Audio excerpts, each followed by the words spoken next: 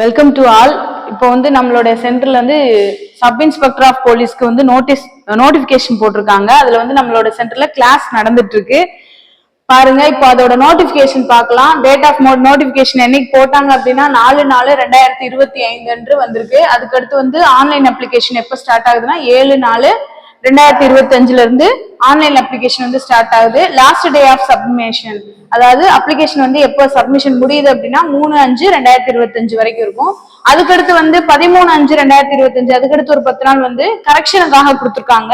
அது வந்து last date of correction வரைக்கும் 13ஆம் தேதி வரைக்கும் நம்ம ஏதாவது கரெக்ஷன் இருந்தது அப்படின்னா நம்ம வந்து சரி பண்ணிக்கலாம்.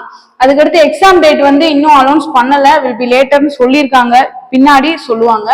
அடுத்து டோட்டல் நம்பர் ஆஃப் வேகன்சிஸ் அப்படின்னு பாத்தீங்கன்னா டோட்டல் நம்பர் ஆஃப் வேகன்சிஸ் வந்து மொத்தம் 1299 சொல்லியிருக்காங்க.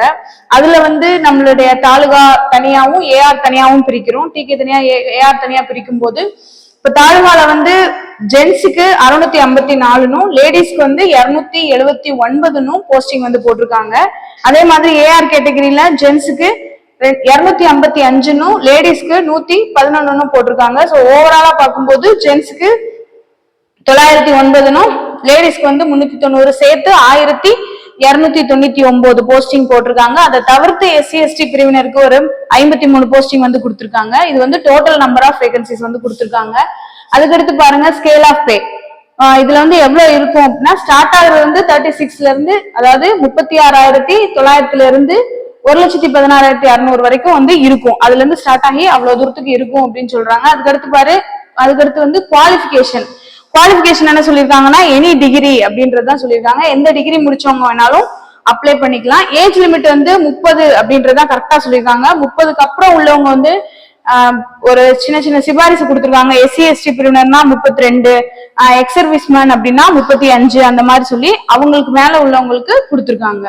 அதுக்கப்புறம் டெஸ்ட் பேசிஸா பார்த்தோம் அப்படின்னா எப்படி டெஸ்ட் இருக்கும்னா ஃபர்ஸ்ட் வந்து தமிழ் எலிஜிபிலிட்டி டெஸ்ட் வந்து 100 மார்க்குக்கு இருக்கும். அதுக்கப்புறம் 140 மார்க்குக்கு மெயின்ஸ் எக்ஸாம் வந்து இருக்கும். அந்த 140ன்றது எப்படி பிரிப்பாங்க அப்படின்னா பொது அறிவு உளவியல்னு பிரிப்பாங்க. பொது அறிவுல வந்து 80 மார்க் கொடுத்திருப்பாங்க, உளவியல் வந்து 60 மார்க் கொடுத்திருப்பாங்க. டெஸ்ட் வந்து 140 மார்க்குக்கு இருக்கும். ஆனா நம்மளோட மார்க் எடுக்கிறது, நம்மளோட கட் ஆஃப் வந்து 70க்கு தான் வைப்பாங்க. அதுல பாதி தான் நமக்கு வந்து கட் ஆஃப் அப்படின்றது எடுப்பாங்க, 70 தான் எடுப்பாங்க. இது வந்து எலிஜிபிலிட்டி டெஸ்ட். 100க்கு 40% மார்க் எடுக்கணும். நம்ம வந்து 40% எடுத்தா அவங்க வந்து தமிழ்ல வந்து எலிஜிபிள் ஆனாதான் அடுத்த பேப்பர் வந்து நமக்கு கரெக்ஷன் பண்ணுவாங்க. எலிஜிபிலிட்டி வந்து 40% எடுத்தா போதும். இப்போ நம்மளோட சென்டர்ல வந்து கிளாஸ் போயிட்டு இருக்கு. So class details, test batch, physical class and interview practice எல்லாமே வந்து உங்களுக்கு எதுனாலும் எந்த டீடைல் வேணும்னாலும் நம்மளுடைய நம்பருக்கு நீங்க கான்டாக்ட் பண்ணலாம். தேங்க்யூ.